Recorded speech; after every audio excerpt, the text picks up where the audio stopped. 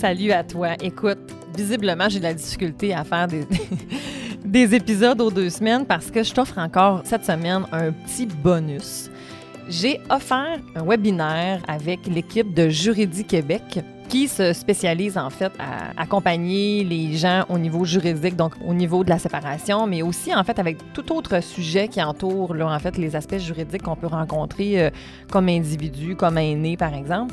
Donc bref, bien entendu, j'ai été interpellée en lien avec la médiation familiale, plus précisément le sujet de l'annonce de la séparation, mais comment la revivre ou la revisiter après même quelques années, en fait. Parce que parfois, je ne sais pas qu'est-ce que tu en penses, mais que si je me suis séparée, des fois, dans l'état émotionnel dans lequel j'étais, le temps passe, des années passent, puis là, je me dis, oh mon Dieu, il me semble que si c'était à refaire, peut-être que je le referais différemment, peut-être que mon coparent était plus ou moins disponible, bref, peut-être que ça a été une séparation qui a été difficile. Et en fait, quand les filles m'ont approché pour avoir ce webinaire-là, je leur ai dit absolument, ça va me faire plaisir, mais je souhaitais énormément parler de cette réparation relationnelle. Parce que les enfants vont revivre la séparation avec leur maturité, en fait. Ils vont grandir et des fois, ils vont aller revisiter des souvenirs. Au même titre qu'on va des fois se rappeler de notre vacances en Floride ou des vacances de Noël XY. On va revivre des épisodes de notre vie et revivre la séparation. Quoique pour certains, peut-être que ça peut raviver des émotions, mais ça demeure sain. Parce que quand on fait du sens avec ce qu'on a vécu, c'est un facteur de protection à plusieurs situations qui peuvent des fois entraîner des troubles, des problématiques de santé mentale. Ça nous permet d'être résilients quand on comprend pourquoi, comment, ce qui s'est passé. Quand on arrive à faire du sens avec des fois des choses qui ne font pas de sens, pour être en mesure de comprendre qu'est-ce qu'on a été capable d'aller rechercher de ça, en fait. Qu'est-ce que cette partie-là de ma vie, cet événement, m'a permis de développer. Qu'est-ce que je suis capable d'aller comprendre pour mieux me comprendre moi, finalement? Donc, dans cet échange, bien sûr, en fait, je vais donner plusieurs informations et des stratégies si vous vivez la séparation, si je me prépare à me séparer ou si je suis fraîchement séparée. Par contre, il y a vraiment une section où est-ce que j'aborde avec vous si c'est fait depuis déjà un bon moment, voire des années. Et on revisite justement et je vous invite là, à avoir des fois des petites pistes pour aborder le tout avec vos enfants ou parfois vos jeunes adultes ou même des fois des adultes. Alors, bonne écoute!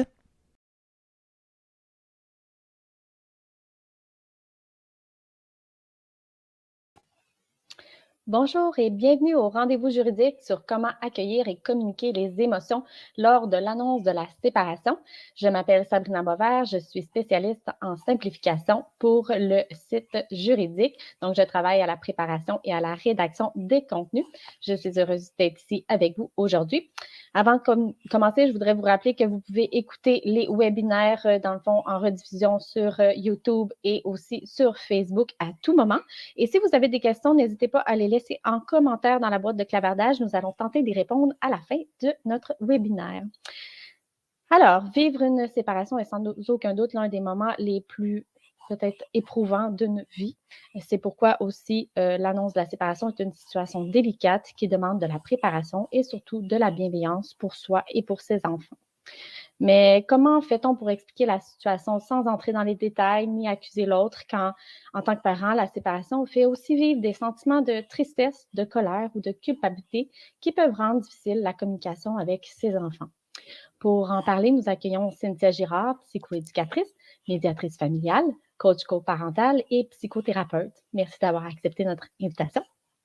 Bonjour! Bonjour. Très heureuse d'être là! Ça nous fait plaisir. Cynthia Girard, tu as d'abord exercé durant plus de 10 ans au Centre jeunesse pour la protection de la jeunesse auprès des familles et d'enfants de 0 à 18 ans. Tu as ensuite travaillé en CLSC auprès d'une clientèle adulte. Depuis plusieurs années, tu pratiques partout au Québec en virtuel et en présence dans ta région, du Saguenay-Lac-Saint-Jean en pratique privée. Tu aides les familles séparées, principalement celles qui vivent avec un conflit sévère de séparation. Tu donnes également des formations et conférences et tu as ton propre balado sur la coparentalité qui se nomme Corsé et tu proposes des outils pour les parents sur ton site Internet. On va le placer d'ailleurs dans notre site de clavardage. Alors, bienvenue. On commence sans plus tarder avec notre notre sujet du jour qui est vraiment très intéressant. Alors, pour le parent, gérer ses émotions tout en essayant d'être un soutien stable pour les enfants peut être un grand défi. C'est pourquoi il peut s'avérer important de prendre le temps justement de bien se préparer mentalement à aborder la situation. Mais comment un parent peut se préparer émotionnellement à cette conversation avec ses enfants? Peux-tu nous en parler? Bien sûr, en fait, notre défi, ça va être de faire pas, plus que 30 minutes. Ah oui, oui, oui, ça, je suis d'accord. Ah, absolument. Donc, en fait, c'est sûr qu'on peut pas se préparer, à tout. On doit accepter qu'il va y avoir une portion qui va être imprévisible parce que même si je me prépare au mieux, je ne sais pas exactement comment je vais réagir sur le coup, comment mes enfants vont réagir, comment mon coparent va réagir, mais on peut, par exemple, en discuter avant avec son coparent, si c'est possible, pour se donner, en fait, des grandes lignes, pour être en mesure de pouvoir vivre, en fait, soi-même sa propre émotion intense, aussi intense soit-elle, Oui, oui. avant d'être un peu en mesure d'aller vider un peu, si on veut, son propre réservoir affectif pour être capable de faire de la place à ce qui va arriver quand nos enfants, eux, vont vivre quelque chose ou que si mon coparent déborde plus, ben que je sois en mesure de pouvoir être un allié, en fait, avec lui parce qu'on n'y aura pas on n'est pas en compétition, on va traverser ça ensemble. Il n'y aura pas un bon ou un mauvais parent. On va être vraiment c'est ça, à essayer de peut-être se faire un petit plan de match, là, justement, qui pourrait nous aider. OK. Puis est-ce que, dans le fond, on peut se préparer en évitant peut-être, parce que j'imagine il y a des situations où il peut y avoir des réactions impulsives, maladroites, ou on peut essayer d'éviter les reproches à l'autre parent, parce que j'imagine que ça peut arriver ça aussi, là, dans le fond. Est-ce qu'il y a des façons où on peut, peut-être préparer ou prévenir ces événements-là? Oui, absolument. En fait, il y a pas de bon moment, hein, dans le fond, tout d'abord, là, il y a pas de bon moment pour être en mesure d'annoncer la séparation. Ça, c'est sûr et certain. Par contre, est-ce qu'on pourrait avoir besoin d'aide pour être accompagné pour notre plan de match? Donc, je pourrais aller voir un médiateur, je pourrais aller voir un psychologue ou une psychoéducatrice, bref, un intervenant, en fait, qui pourrait nous aider à comment on peut se préparer, en fait, à nommer à nos enfants quelque chose qui risque de ne pas laisser froid comme émotion. De se préparer aussi à toute la gamme d'émotions, en Mhm. fait, et de se préparer un petit qu'est-ce qu'on va dire? Parce Oui. qu'effectivement, les raisons de la séparation, les enfants n'ont pas besoin de rentrer dans les détails. Ils ont besoin d'entendre que maman et papa, un, ils vont rester leurs parents pour toujours. Deux, qu'ils ne sont pas responsables. Et que trois, les parents, c'est un choix, que ce soit un choix que je suis d'accord ou pas d'accord, ça demeure qu'au niveau du couple, je veux dire, pour être un couple, il faut que les deux soient d'accord. Fait que sinon, il n'y a plus d'amour. Il n'y a plus d'amour, ce ne sera pas possible. Donc, on ne va pas rentrer dans les grands détails, là, finalement. Fait que de se préparer à l'avance, de se dire qui va dire quoi, par exemple, Mhm. ça peut être aidant. Des fois, il y a des parents qui sont tellement stressés qu'ils vont ben, pratiquez-vous, en fait, Oui. de se le dire. Par contre, il faut que tu sois conscient que faut pas que ce soit rigide. Fait que ça se peut que ce que tu avais préparé, ben, que ça soit différent. Puis ben, on va juste comme parce que je l'ai mis dans ma tête, je l'ai revisité, ben, je vais être plus confortable, peut-être, en fait, de rebondir sur qu'est-ce qui va arriver. C'est aussi correct de prendre une pause. Tu sais, pendant l'annonce, pendant qu'on en parle, les parents, si j'ai une émotion, c'est correct là, d'avoir une émotion, en fait, il n'y a pas de problème. Ce Mhm. qu'on ne voudrait pas, c'est un déversement, tu sais, où est-ce que là, l'enfant voudrait consoler l'autre parent ou que là, l'autre parent se retrouve un peu complètement toute seule. Tu sais, comme je peux prendre une pause. Si c'est trop difficile pour moi, je peux aller à la salle de bain, je peux Oui. revenir pour que le parent ou les enfants voient que c'est correct, en fait, la gamme d'émotions. Mhm. Puis si, par exemple, j'ai un parent qui est prêt à faire l'annonce, mais qu'un l'autre parent ne l'est pas, quelle est la façon d'envisager la situation, en fait? Mhm. Mais en fait, il faut qu'on arrive à un terrain de respect. De respect où est-ce que ton besoin, il n'est pas plus important que mon besoin. Mhm. Ton besoin, il est aussi légitime que le mien. Donc, il faut qu'on arrive à un terrain d'entente pour être en mesure de trouver le meilleur timing, si on veut. Parce que c'est sûr que il faut aller regarder pourquoi ça presse de le dire, si ça presse, et pourquoi ça devrait tarder Qu'est-ce qui est en arrière de ça? Donc, si mon objectif, c'est que, tu sais, je suis tellement dans la colère, je suis tellement impulsif actuellement, puis tout ce que je veux, c'est de garrocher ça, puis qu'après ça, on puisse passer un autre appel. Oups! Peut-être que la motivation aurait nécessité de peut-être être un petit peu peaufinée. Si je ne veux pas nommer la séparation parce que j'ai un souhait qu'on revienne ensemble, parce que je n'accepte pas la séparation.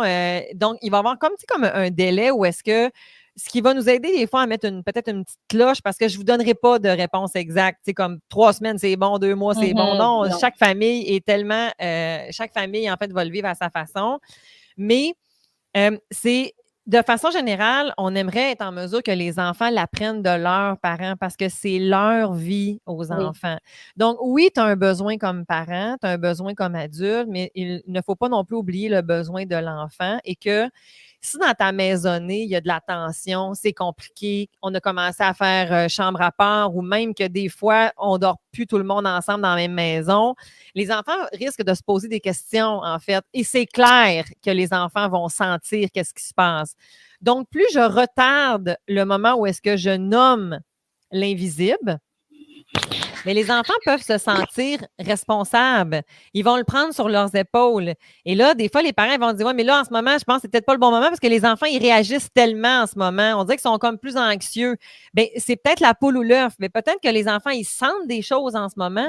Puis que quand on va nommer, OK, tout ce que j'avais dans ma tête, c'est ça qui se passe. Puis là, on va accéder peut-être à d'autres sortes d'émotions, justement. Oui. Tu as parlé tantôt aussi d'aller voir, par exemple, un professionnel comme un médiateur, un psychologue. Est-ce que tu peux me dire, par exemple, un médiateur, qu'est-ce qu'il pourrait faire pour nous aider à nous préparer à cette annonce-là? Est-ce qu'il a, en fait, ou un psychologue ou un psychothérapeute? Donc, quels sont les outils qu'on peut aller chercher chez ce genre de professionnel-là? Mais le médiateur familial, c'est sûr que c'est le professionnel, en fait, qui est expert en séparation conjugale. Il va vous aider justement à traverser toutes les étapes qui entourent justement la séparation. Oui. Donc, l'annonce de la séparation, la mise en place, en fait, dans le fond, de soit le nesting ou soit du partage du temps parental, ça fait partie de son mandat, justement, d'être en mesure de pouvoir vous accompagner dans ce brouillard. On n'a pas besoin d'attendre d'être séparés physiquement pour aller voir un médiateur. On peut y aller, en fait, quand on le sait qu'on va se séparer, puis que là, on veut faire au mieux, en fait. Oui. Donc, pour avoir le moins d'impact possible. Le psychologue, tu sais, puis il va y avoir des sortes aussi, des fois, dans ce temps-là, aussi de médiateurs qui peuvent parfois avoir certaines expertises. Donc, on peut aller, on peut aussi regarder quelles sont leurs expertises pour trouver le meilleur professionnel pour nous.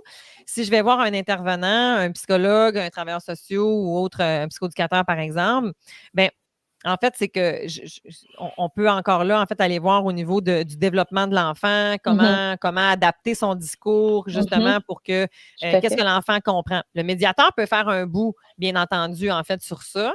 Mais si on veut aller beaucoup plus loin, par exemple, si on a des inquiétudes plus majeures au niveau du développement ou des besoins des enfants, bien, on pourrait peut-être aller vers ce genre de professionnel. Super intéressant. Si on parle justement de la gestion des émotions du parent lors de l'annonce de la séparation, dans le fond, qui est une étape assez importante, là, puis qu'on sait qu'il peut avoir un impact sur le bien-être émotionnel des enfants, tu viens d'en parler justement. Dans le fond, est-ce qu'on peut, dans le fond, poser la question suivante? On comprend que l'objectif est de maintenir une communication ouverte, honnête, rassurante. Tu en as parlé tantôt avec nos enfants tout au long du processus. En les soutenant émotionnellement, on peut aller chercher justement de l'aide avec des professionnels. Mais est-ce que tu as des trucs pour que on puisse faire une annonce de la séparation qui se passe dans le respect des émotions, autant pour les parents que pour les enfants, autant que faire se peut, bien sûr? Absolument. En fait, ce que j'aime bien des fois proposer, c'est d'essayer de pouvoir trouver un moment où est-ce que la gestion du temps n'est pas contraignant pour être en mesure de rendre justement de rendre en fait le moment propice. Puis ça, là, c'est la même chose que quand tu es en couple.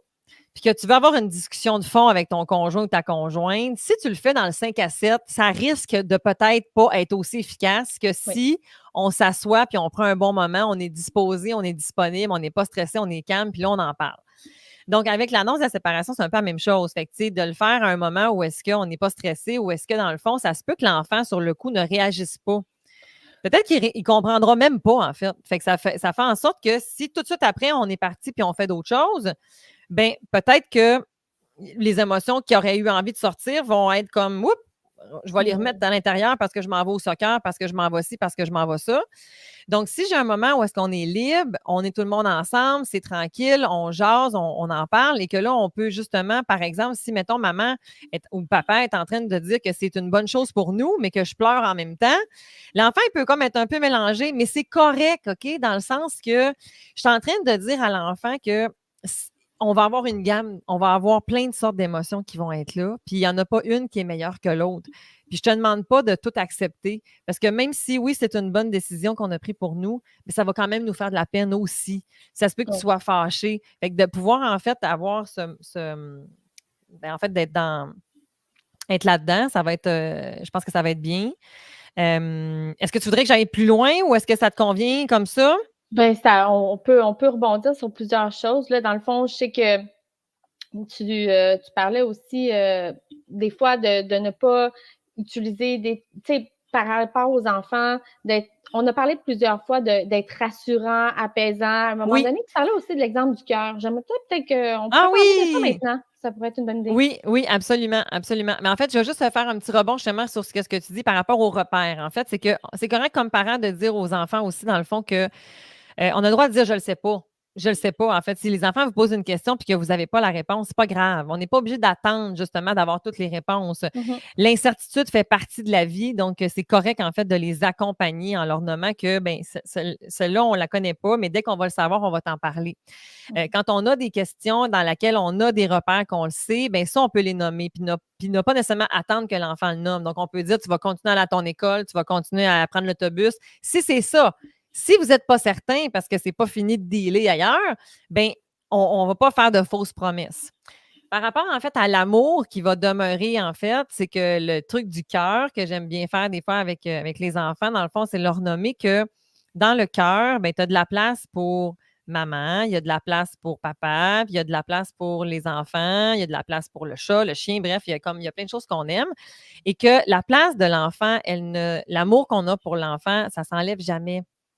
Ça ne s'enlèvera jamais. Puis que la place maman était dans la case de l'amoureux puis du parent, mais là, elle est dans la case uniquement du parent. Je vais continuer à aimer ton parent, ton autre parent, mais aimer, c'était un mot fort, mais je vais continuer en fait à le respecter. Je vais continuer en fait à avoir des contacts avec ton père ou avec ta mère parce que ça va toujours rester ton parent. Quand il y aura des familles recomposées, bien là, je rajoute des fois des morceaux. Mais bon, la question de la famille recomposée, ce sera peut-être une autre fois. Mais quand on parle de l'annonce, ça peut venir sécuriser l'enfant que, hey, attends un petit peu, là, tu es en train de me dire que vous vous séparez parce que vous vous aimez plus. Est-ce que ça se pourrait que moi, tu m'aimes plus? Et quand on fait ce petit exercice et qu'on explique la différence de l'amour qu'on a pour un enfant versus l'amour qu'on a pour un conjointe, c'est pas la même chose. Ça, dans ce temps-là, ça peut être très rassurant, justement. Oui. Puis quand on parle justement des émotions de l'enfant, ben, c'est de pas les protéger, mais de s'assurer, en fait, que son petit cœur soit encore tout conservé, tout protégé, dans le fond. C'est vraiment ça. Oui, mais il faut accepter comme parent et tolérer que ça se peut, en fait, que ça lui fasse énormément de peine et que ça se peut qu'il soit en colère, puis ça se peut aussi des fois qu'il soit content, qu'il ait plein d'émotions, puis de les tolérer comme parents aussi. Que, des fois, les parents vont se sentir extrêmement coupables. Mais rappelez-vous que techniquement, vous avez pris cette décision-là parce que c'était la meilleure, donc pour votre famille. Donc, c'est un passage qui est obligé. Vous, ça fait peut-être déjà un petit bout qu'on l'a processé, que le deuil est commencé, mais pour eux, il commence. Donc, c'est ça. C'est aussi pour ça que, tu sais, comme on n'a pas besoin de rentrer dans les grands détails, puis quand les enfants vont poser des questions indiscrètes, tu sais, des fois, je pense, mettons, aux enfants qui ont un d'âge scolaire ou même des fois les ados. J'ai le droit de dire, en fait, à mon enfant, ça fait partie de mon intimité. Ça, c'est mon jardin secret. Ce qui est important pour toi, c'est que maman et papa, on n'est plus des amoureux. On a décidé de continuer nos chemins de façon à ce qu'on va rester des parents pour toujours. Mais j'ai pas besoin d'expliquer que tu es infidèle puis que je suis partie avec Non, autre chose ou peu importe. Je vais clairement pas aller là. Ce n'est c'est vraiment ça. pas nécessaire. Et pas non plus quand ils vont être plus vieux. Oui. Et donc, de ne pas entrer dans des détails que j'appellerais inappropriés pour les enfants ou qui ne sont pas dans le fond de leur ressort finalement, peu importe l'âge, comme tu dis, même s'ils sont rendus des jeunes adultes, ça n'a pas nécessairement toujours lieu d'être une discussion, si je Absolument, comprends bien. quand ils vont être des jeunes adultes, ça reste toujours en fait que les enfants demeureront toujours les enfants de leurs parents et c'est important de préserver l'image et que l'enfant a. Est-ce que maintenant, ça veut dire qu'on peut rien nommer sur certains comportements, par exemple? Non, pas nécessairement. Il y a des choses qu'on peut nommer, tu sais, comme par Mhm. exemple, vous avez vu des conflits, vous avez vu Oui, des chicanes entre moi et papa, puis ça, on ne veut pas ça comme modèle pour vous. oui, Fait que, tu sais, ça ne fonctionne pas. Puis c'est une des raisons pour laquelle, effectivement, on a décidé des fois de se séparer. Fait que oui, je ne suis oui, pas oui. obligée de dire qu'il y en a un qui est nécessairement pire que l'autre. C'est pas ça parce que le besoin de l'enfant demeure que lui, ce qu'il veut, c'est que les comportements, par exemple, que je n'aime pas d'un parent, c'est ça que je veux qu'il arrête. C'est Oui, pas le lien avec mon parent que je veux qu'il arrête. absolument. Parlons-en justement des émotions du parent. Si, par exemple, dans l'annonce, il y a des comportements du parent. Donc, comment faire pour le parent pour rester calme, rassurant pour ses enfants? Est-ce qu'il y a des moyens pour éviter justement de transposer sa colère, sa peine, son anxiété à ses enfants? Est-ce qu'il y a des moyens? Bien, en fait, tantôt, quand on parlait justement de, tu sais, comme dans Avant. c'est ça, merci, le avant, dans la préparation, c'est un peu ça, tu sais, d'aller comme exprimer ta colère, d'aller la Oui. sortir, d'aller la vider, d'aller le pleurer dans le bureau de ton psy, de ton intervenant, Mhm. ton avocat, si tu en as besoin, mais tu sais, Ouais. comme pour être en mesure de départager. Ouais. Qu'est-ce qui appartient à mon besoin, à moi comme individu, puis ce qui est départagé maintenant à mes enfants, Oui. pour être en mesure de plus être capable. Maintenant, on n'est pas à l'abri, donc si ça arrive pendant qu'on parle avec les enfants, bien, on peut en fait Mhm. amener des nuances, de dire comme, ben oui, oui, des fois, il y a de la colère aussi, tu sais, qui va être là. Ça se peut que je sois plus impatient, que je sois plus. Mais tu sais, c'est pas contre vous, les amours, puis c'est pas contre maman ou c'est pas contre papa. C'est la situation, en fait, qui me rend des fois plus fâchée ou c'est la situation qui me rend comme Ouais. avoir de la peine. Mais papa, maman, je m'en occupe. Je m'en occupe, en fait. Toi, ce que tu peux faire des fois pour m'aider, mon minou, c'est de continuer, en fait, à faire ce que tu es comme, continuer à vivre ta vie, continuer, en fait, à t'amuser, à aller à l'école, à pleurer, à rire, à avoir de la colère. Je suis en train de dire à mon enfant que je veux que tu restes un enfant. Mhm. Puis je veux pas que tu fasses comme si de rien n'était. OK? Fait que c'est correct que tu aies diverses questions, émotions, puis viens m'en parler. Et aussi, comme parent, d'être capable de nommer à son enfant, faut pas que tu le prennes personnel, dans le sens que ça se pourrait que ton enfant, il se confie plus à un qu'à l'autre. Mais Mhm. de nommer que maman et papa, on va continuer à se parler. Il n'y en a pas de Ouais. secret. C'est correct que tu en parles avec un ou avec l'autre, tu sais. Ça se pourrait que des fois, tu vas peut-être avoir des questions, ou peut-être que des fois, tu vas avoir des choses à dire, puis que peut-être que tu vas penser que tu vas nous faire de la peine. Oui. Ce qui nous ferait de la peine, c'est si tu n'en parles pas. Oui. Parle-en, en fait. Fait que des fois, les parents, peuvent des fois rentrer en compétition par rapport à ça, mais non, c'est correct. Votre enfant, s'il parle, c'est une bonne nouvelle. Je m'inquiète d'un enfant qui ne parle pas. Oui, oui, tout à fait. Ça doit être un petit peu plus inquiétant, j'imagine. Ah, Absolument. puis, Fait que, tu sais, c'est peut-être juste oui, pour faire, tu sais, comme si on se positionne dans un moment où est-ce qu'on est en train de faire l'annonce. Mettons que je vais c'est prendre ça. l'exemple de la peine, puis que là, j'en ai un parent qui pleure vraiment beaucoup. Bien, l'autre parent peut dire, tu sais, comme, mais là, tu sais, quand maman elle a beaucoup de peine en ce moment, puis c'est normal, tu sais, mais ça reste quand même une bonne, tu sais, tu sais, ça va faire partie, en fait, de ce qui va se passer. Puis là, mettons que maman va à la salle de bain, puis après ça, mettons, c'est papa qui se fâche, mettons un peu. Bien, l'autre parent peut venir comme faire du rebond. Ben, tu sais, ça aussi, c'est vrai que des fois, ça va nous fâcher C'est un ça. peu, tu sais, tout ça. Fait que là, je suis en train de faire comme, ah, OK, ils sont pas fâchés l'un envers l'autre ou d'essayer de se contenir, en fait, pendant le temps, là. Tu sais, ça reste que c'est vous les modèles. Fait que si t'es Oui, fâché après ton ex, essaye de te faire pendant un bout pour être en mesure de préserver tes enfants. C'est ta job de parent aussi, ce bout-là, là. Absolument.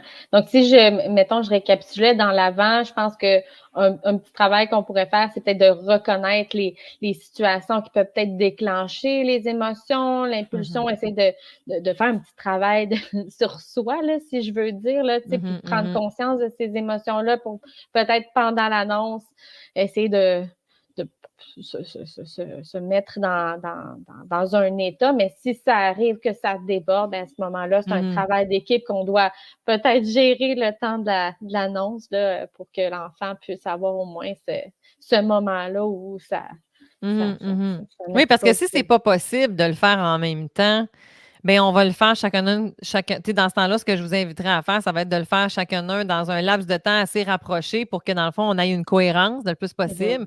On va quand même se préparer. On va quand même, en fait, se préparer dans le meilleur des mondes à avoir un discours qui va être cohérent, mais peut-être qu'on ne le fera pas en même temps parce que ça va trop nous déclencher, par exemple.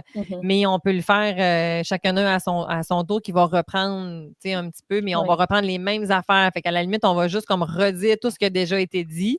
Oui. Ça pourrait être une façon, si c'est vraiment, vraiment, vraiment impossible d'être ensemble là, quelques heures. OK, super. Ben, c'est intéressant. Puis, si on parle un peu de l'après, là, on a commencé déjà à aborder la situation, le sujet, c'est déjà amorcé, mais à la suite de l'annonce de la séparation, bon, on a parlé du fait que l'enfant va ressentir plusieurs émotions, qu'il faut être attentif à ces réactions-là, dont l'absence de réaction, qui peuvent en dire beaucoup sur sa façon de vivre la situation. Quelles sont justement, ben là, on a déjà un peu dit, là, mais quelles sont les réactions à surveiller? Puis est-ce qu'on peut aussi parler des variations en fonction de l'âge? Parce que je pense que ça peut changer, hein, si un enfant a 2 ans ou un adolescent, donc il y a toutes sortes de situations. Donc, on peut y aller étape par étape.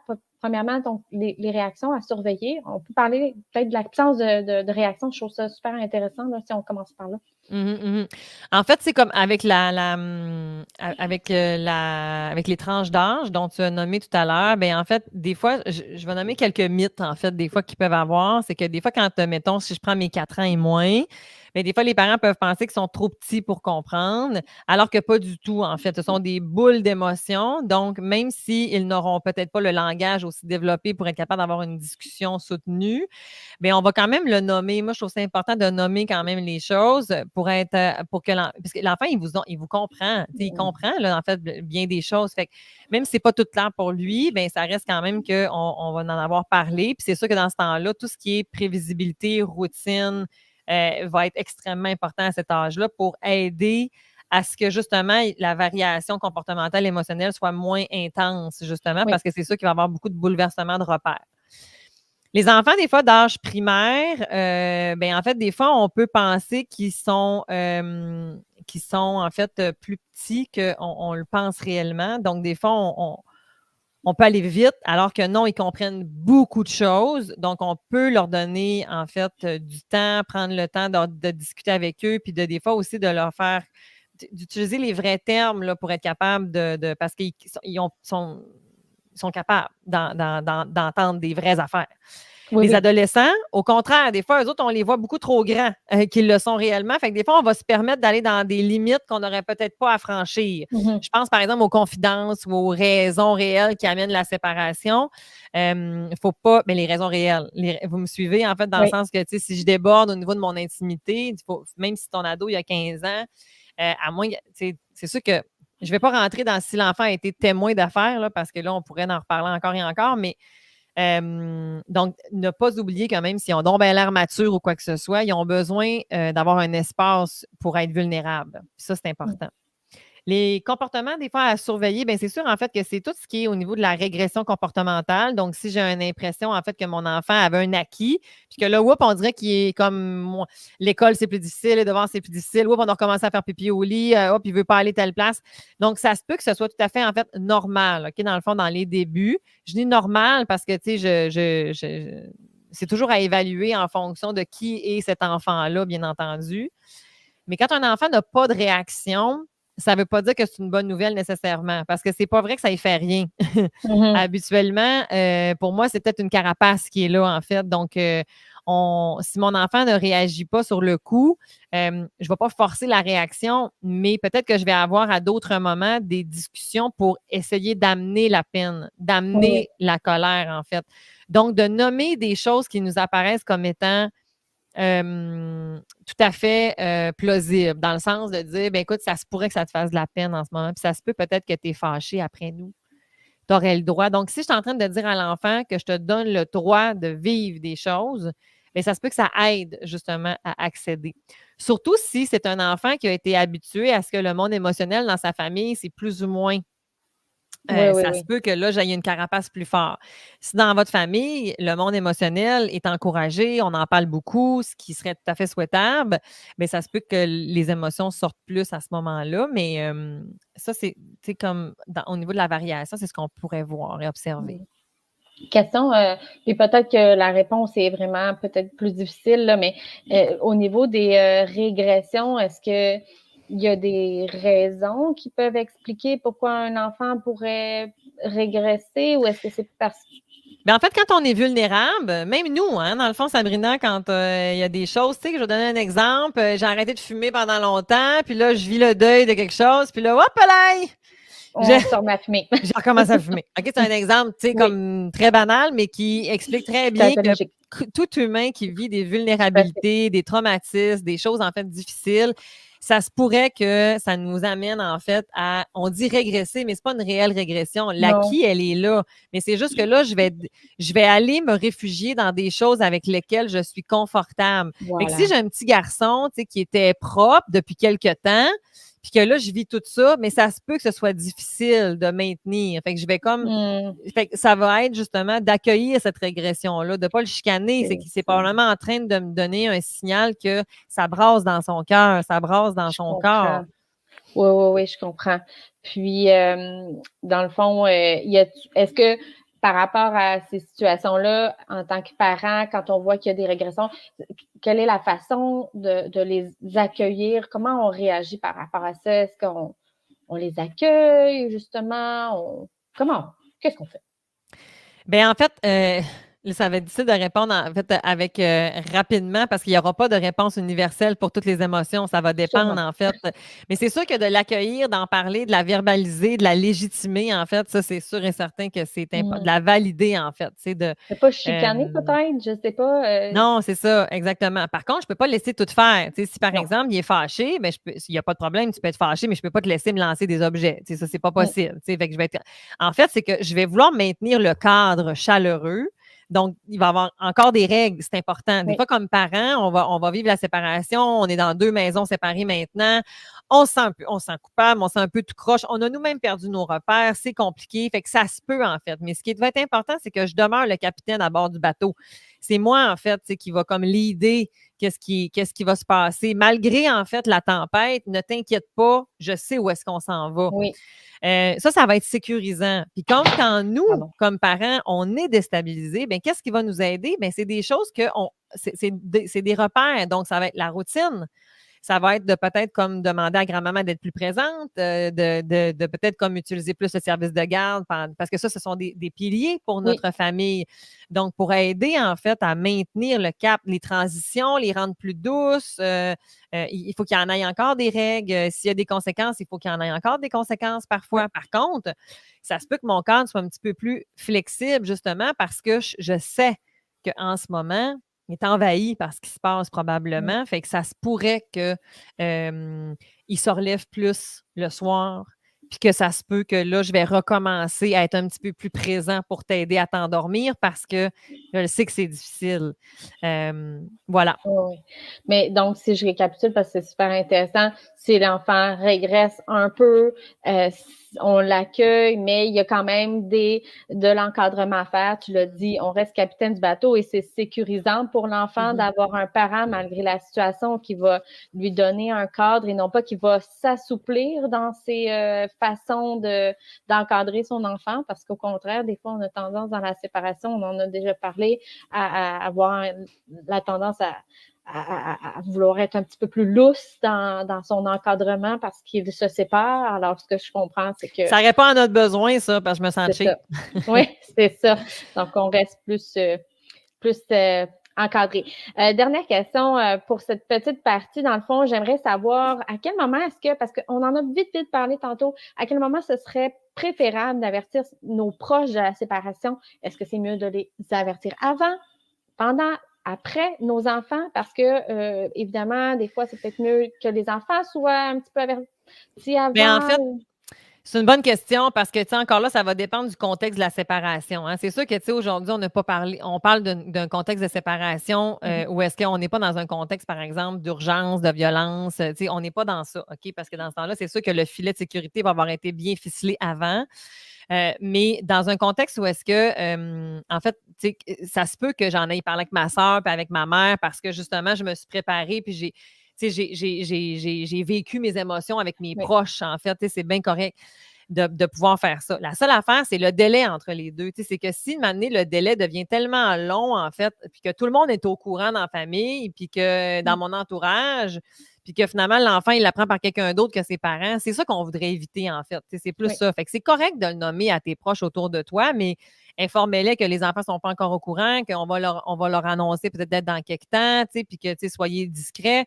Fait que c'est juste ça qu'on veut aller essayer d'éviter. Mais non, c'est correct d'aller chercher ton support à toi, justement, puis d'être capable d'en parler. Au même titre que l'école, le service de garde, la garderie, le sport, en fait, de nos enfants, ben on peut leur dire, en fait, peut-être comme quelques jours avant, dans le fond, tu sais, oui, justement, tu sais, parce que là, je veux les mettre dans le coup. Surveiller ce qui s'en vient, gang, parce que là, on va leur annoncer que ou si je ne l'ai pas fait avant, c'est pas grave. Tu peux leur dire après, tu sais, comme on leur a oui. annoncé la semaine dernière qu'on s'est séparés. Fait que si vous observez quelque chose, avisez-nous. Donc, je veux travailler en équipe parce que l'école, le service de garde, la garderie, ce sont des personnes significatives, extrêmement importantes pour nos enfants. Donc, si ce n'est pas avec moi qu'ils veulent parler, mais c'est bien correct, il faut que je l'accepte comme parent. Mais s'ils en parlent avec l'éducatrice, c'est une bonne nouvelle. Oui, tout à fait. Ouais, c'est intéressant. On passe à la dernière partie. On est super dans notre temps, Cynthia, je nous félicite. Donc, justement, si l'annonce de la séparation ne s'est pas passée comme prévu, par exemple, l'autre parent n'a pas eu le même discours, Mm. il a tenu l'autre parent pour responsable devant l'enfant, on n'a pas su gérer nos émotions comme on le souhaitait. Est-ce qu'il y a des moyens de corriger la situation et de mieux la gérer par la suite? Tellement! Cette Mm. section-là, c'est ma préférée, en Oui, fait. moi C'est ça aussi. que je fais à journée longue. Mais c'est en fait, on va parler de réparation relationnelle. On n'est pas parfait, OK? Puis moi, je veux pas qu'en terminant ce webinaire, justement, tu sais, les gens se mettent une énorme pression. Je veux que ça t'aide, bien entendu, mais que si c'est déjà fait et que tu te rends compte que, oh mon Dieu, ça s'est peut-être pas passé comme j'aurais voulu que ça se passe, bien, il n'est pas trop tard pour le revisiter, en fait. Parce que nos Mm. enfants, à l'âge, quand tu te sépares, les enfants ont un âge X, et ils ont donc leur capacité émotionnelle, cognitive du moment. Ils vont grandir, fait qu'ils vont comprendre différemment. Donc, des fois, c'est super intéressant de revisiter avec eux, même si ça s'est super bien passé. OK, d'aller visiter comment vous allez depuis que maman, papa, on s'est séparés. Comment ça se Mm. passe pour vous depuis que maman, papa, on est séparés? Puis comment vous avez trouvé ça? Tu sais, on en parle Mm. comme d'un événement qui fait partie de notre vie. On reparle de nos vacances d'été d'il y a 3 ans. Mais on Tout à peut fait. en reparler de la séparation, c'est pas tabou. Au même titre qu'un parent qui a un problème de santé mentale, qui a fait un épisode de dépression, par exemple, mais c'est correct d'en reparler. Est-ce que vous vous souvenez quand maman était en dépression, comment ça se passait? Qu'est-ce que vous vous souvenez de ça? Mais je me rappelle que tu étais comme ça. Hop là, OK. Mais tu sais, ça nous permet de voir où est-ce qu'ils sont rendus aussi, des fois, nos enfants. Et ça peut venir mettre des baumes, justement. Ben, tu sais, moi, j'ai pas aimé ça parce que toi et papa, vous n'arrêtez pas de vous chicaner. Puis moi, j'avais vraiment l'impression que j'avais pas le droit de dire ce que je pense. Puis là, ben, Mm. OK, ben, je t'entends. Là, je veux pas être dans la justification. Il faut que j'accueille comme parent qu'est-ce qui est Oui, là, puis que je puisse prendre ma part de responsabilité. Ma tout part à de fait. responsabilité, c'est de dire je suis désolée. On est désolé. Même si l'autre parent il a fait des bourdes puis pas toi, parle en on parce que c'est notre alliance parentale. Ça, c'est être mature. C'est de prendre la part de responsabilité pour être capable de pouvoir dire on est désolé. Maman et papa, c'est pas ce qu'on souhaitait. Oui, Maman, là, on aurait voulu en faire ça différemment, mais pour nous aussi, des fois, c'était difficile ce moment-là. Tu sais. mhm. Papa, on aurait aimé ça pouvoir vous en parler avant, mais papa, il a dû partir avant Parce que c'est ça qu'on a décidé qui était le mieux pour nous à ce moment-là. Mais je comprends que toi, ça te fait de la peine. Je Oui, comprends. Tu sais, fait que de nommer qu'il y a des affaires qui nous appartiennent à nous comme parents, bien, oui, ça dédouane, ça donne, ça légitime ce que les enfants ont ressenti, qui des fois n'a pas été validé, entendu. oui. Et c'est tout à fait correct. Puis des fois, ça va ouvrir des discussions, puis ça va comme amener à plus comprendre. Puis des fois, on peut leur demander pourquoi, selon vous, on s'était séparés. Et là, des fois, les raisons qu'on leur avait données, de par notre attitude et la manière dont on a géré notre séparation, des fois, les enfants peuvent avoir toute une autre facette. Et là, ça va être intéressant parce qu'on va pouvoir venir faire du recadrage. Oui, oui, Hein, dans oui. le fond, ben, c'est à cause de toi, maman, c'était parti. Papa, il a pleuré pendant des semaines. OK? Oh. Ben, c'est vrai qu'on avait beaucoup de peine, ma chérie, mais tu sais, maman et papa, dans le fond, c'est vrai que papa, il avait de la peine, maman aussi, on en avait de la peine. Ça se peut que tu en aies vu beaucoup, mais tu sais, maman et papa, ben, on a choisi ça parce que c'était le mieux pour nous. Mais c'est vrai que des fois, il y en a qui peuvent réagir plus que d'autres, tu sais, puis qu'il n'y avait plus d'amour entre nous deux, tu sais. Fait que dans ce temps-là, mais je suis en train de. Je veux pas disqualifier l'autre. C'est pas ça. Tu sais, je veux juste ramener, en fait, que. Je veux ramener Oui, que la réalité pour qu'il puisse comme avoir une impression un peu plus neutre par rapport, en fait, à son parent, tu sais. Ou que oui, s'il n'a pas aimé quelque chose, bien, c'est vrai, ma chérie, tu sais, maman, elle a parlé fort dans ces moments-là. C'est vrai que maman était plus impatiente, puis ça, ben, je suis désolée de ça. C'était pas mon intention, tu sais. Fait que je suis pas en train de dire que je suis une mauvaise mère, je suis juste en train de dire que c'est vrai que je pognais les nerfs, puis que peut-être que tu n'as pas aimé ça. Je suis pas en train de dire que l'autre parent, c'était un meilleur parent que moi non plus. non, non, de l'accepter, d'en parler avec son enfant, ça permet justement Absolument. de remettre les pendules à l'heure, j'imagine. Mhm, C'est mhm. vraiment très important. Puis, j'imagine aussi qu'on n'en parle pas souvent, mais il y a beaucoup d'adultes dont les parents se sont séparés. J'imagine qu'ils ont peut-être besoin aussi qu'on en reparle plus tard, qui n'ont jamais eu cette conversation-là en tant qu'enfant. C'est une réflexion que je me fais après quelques discussions avec plusieurs personnes de mon entourage suite à ce webinaire. Et je constate que peut-être, dis-moi ce que tu en penses, mais qu'il n'est jamais trop tard, en fait, pour avoir cette discussion-là. Pas du tout. Moi, des fois, je vais faire de la médiation ou je vais faire des fois de la thérapie familiale avec des adultes de 30, 40 ans. Ils vont avoir un besoin d'aller valider, comprendre, en fait, des fois des choses, tu sais, puis pas de reproche, là, tu sais, aux parents d'anciennes générations ou quoi que ce soit. Hey, on a fait avec ce qu'on avait, gang, là. OK? C'est ça qui était là, tu sais. On évolue, puis il y a de la place pour parler de ce qu'on a vécu. Il y a de la place. C'est sûr que si tu n'es pas entendu, si tu n'as pas été entendu à 10 ans, tu n'es pas plus entendu à 25, tu n'es pas plus entendu à 30 ans, bien, ça se peut que malheureusement, ce cheminement-là, tu doives le faire seul avec ce que tu te rappelles, puis d'être en mesure d'essayer de faire un petit bout. Tu sais, c'est ça, c'est pas toujours évident. Au moins avec un des deux parents, si c'est possible. Ou des fois, c'est de la famille élargie aussi, tu sais, d'aller revisiter des choses, d'aller discuter. Tu sais, comment ça se passait grandement quand mes parents se sont séparés? Moi, j'ai tel souvenir, tu sais. Tu sais, ça aide des fois à venir comme corroborer ou infirmer ou confirmer qu'est-ce que j'ai Mhm. senti, en fait, tu sais. Oui. Et sinon, ben, ça va être d'être accompagné, en fait, par des professionnels parce que des fois, ça fait longtemps. Plus ça a été difficile, plus il y a eu de l'attention, plus entre les parents, c'était complexe, bien, plus parfois ça peut valoir la peine de le faire d'une façon préparée, encadrée avec un professionnel qui va vous accompagner dans le processus de réparation, justement. Mhm. Ou, tu sais, je dis réparation, mais tu sais, de revisiter, en fait, ce moment-là. Oui, c'est très intéressant. Mais merci beaucoup, c'est super intéressant de parler de réparation ou en tout cas, comme tu le dis, de revisiter. On va passer à la période de questions si, tu veux bien. La première question que j'aimerais te poser ici, ce serait donc, mon ex-conjoint a décidé, mettons, de ne pas m'attendre pour annoncer la séparation à nos enfants. Qu'est-ce que je peux faire? Bien, en fait, c'est un peu ce qu'on a discuté tout à Oui. l'heure, en fait. Ça fait que si, mettons, que l'ex-conjoint a parlé avant moi, puis que les enfants, mettons, ils vont probablement me dire quelque chose, en fait, là, probablement, si je l'apprends, mettons, si je n'étais pas au courant, puis que là, les enfants me popent quelque chose.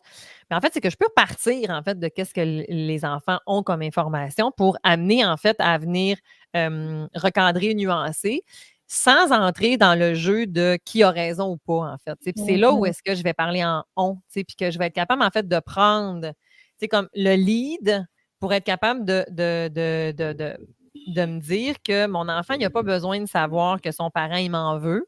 Il a besoin d'avoir une image qui va être préservée. Fait que si c'est comme que j'ai besoin de recadrer des réalités, bien, je vais Oui. pouvoir le faire avec l'enfant. Tu sais, comme, mais papa, il m'a dit que c'est toi qui allais rester dans la maison, puis tu nous as toutes pris. OK. Bon, je suis peut-être un peu intense dans mon exemple. Excusez, j'accompagne plein de sortes de familles, mais OK. tu sais, ben, en fait, là tu sais, des fois, on est fâché, hein, mon Oui, loup. oui, Puis oui. quand C'est on une est émotion. quand on est fâché, des fois, on dit des choses des fois qu'on pense pas toujours. Fait que, tu sais, papa et maman, des fois, c'est vrai qu'on était fâchés, mais pour l'instant, en fait, on le sait pas encore, mon cœur. On le sait pas encore, c'est qui va garder la maison. Mais ce que je sais, c'est qu'il y en a un qui va garder la maison, puis que l'autre qui va avoir une nouvelle maison. Mais pour l'instant, on ne sait pas encore. On est en train de regarder ça, moi puis papa. Puis dès qu'on va le savoir, on va t'en parler, mon cœur. Mm. Fait que j'ai pas dit comme, voyons, ça n'a pas de bon sens ce qu'elle dit. Wow, non, C'est non, non, ça. va pas là, va pas là. Tu sais, c'est comme, voyons donc, tu sais, c'est comme, je vais en parler avec mon avocat, puis non. J'essaie de me mettre à un niveau plus élevé de maturité pour être Oui, capable de canaliser, en fait. Je veux agir en catalyseur, tu sais, c'est comme oui. pour. Puis après ça, tu iras adresser à l'autre ce que tu as adressé. Mais moi, je vais t'inviter à le faire avec bienveillance et affirmation et non pas avec un sac t'as le brique puis la fanale, là, tu sais. Oui, oui. J'allais dire un sac de roches, mais je pense que Ouais, c'est ça. c'est mieux ce que tu proposes. Deuxième question, quel est l'impact d'une séparation qui n'est pas optimale, disons, sur l'enfant, même plus tard dans ses relations amoureuses? Je comprends pas la question. Attends, je vais la relire. Mettons que la séparation ne s'est pas bien passée, quel serait l'impact, en fait, que ça pourrait avoir sur ses relations amoureuses plus tard? Est-ce que ça pourrait avoir un impact pour ses relations amoureuses si la séparation OK! s'est mal passée? Oui, OK, je comprends mieux la question. L'impact OK. sur l'enfant. Oui, OK. Mais on ne peut pas savoir, OK, dans le fond, on ne peut pas savoir, hors de tout doute, en fait, qu'est-ce que ça va avoir, en fait, comme impact. En fait, la chose, par exemple, c'est sûr que parfois, certains enfants, plus la séparation va être difficile, houleuse, conflictuelle, voire même avec de la violence, plus, en fait, c'est sûr que ça peut venir teinter, en fait, des fois, notre propre relation. Il y a certains enfants, par exemple, qui vont, en fait, avoir beaucoup de pression par rapport à une relation amoureuse parce qu'ils ne voudront pas faire vivre une séparation à leurs enfants. Fait que des fois, ils vont vouloir rester en relation malgré qu'ils sont plus bien. Puis là, Mmh. bien, on va aller à l'inverse, on va créer d'autres choses. Des fois, en fait, des enfants, justement, qui vont vivre, qui vont être en couple, puis que là, ils vont se séparer, puis ils vont avoir plein de reviviscences de qu'est-ce qu'eux, ils ont vécu eux-mêmes, puis qu'ils veulent donc protéger leur enfant, en fait, de ça. Donc, dans ce temps-là, c'est sûr que, tu sais, encore là, on va avoir besoin d'accompagnement, ou du moins, c'est ce que je proposerais. Il y a des enfants qui, quand on est capable de faire de la réparation, comme j'ai dit tout à l'heure, bien, ça peut venir aider, justement, en fait, à ces impacts-là. Pour réduire, en fait, ceux qui pourraient se produire. Mais voilà, je n'irai pas nécessairement plus loin parce que ça Non, dépendrait de beaucoup de choses là aussi. Là. puis évidemment dans l'évolution de l'enfant et en fait tout au long de sa vie. Mais en fait, merci beaucoup d'avoir répondu à nos précieuses questions, Cynthia. C'était extrêmement intéressant. C'est un sujet, je pense, qui va intéresser beaucoup de gens sur le sujet de l'annonce de la séparation et des émotions. Hein. C'est un sujet qu'on aborde dans différents sens, mais là, je pense qu'on a touché à quelque chose de très, très intéressant. Alors, à tous ceux qui nous ont suivis, merci beaucoup d'avoir été présents. Vous pourrez donc revoir le webinaire à tout moment sur Facebook et sur YouTube. Et on vous invite à surveiller nos médias sociaux pour les prochains webinaires. Un gros merci encore une fois et à bientôt. Merci, bye bye. Merci beaucoup, Cynthia.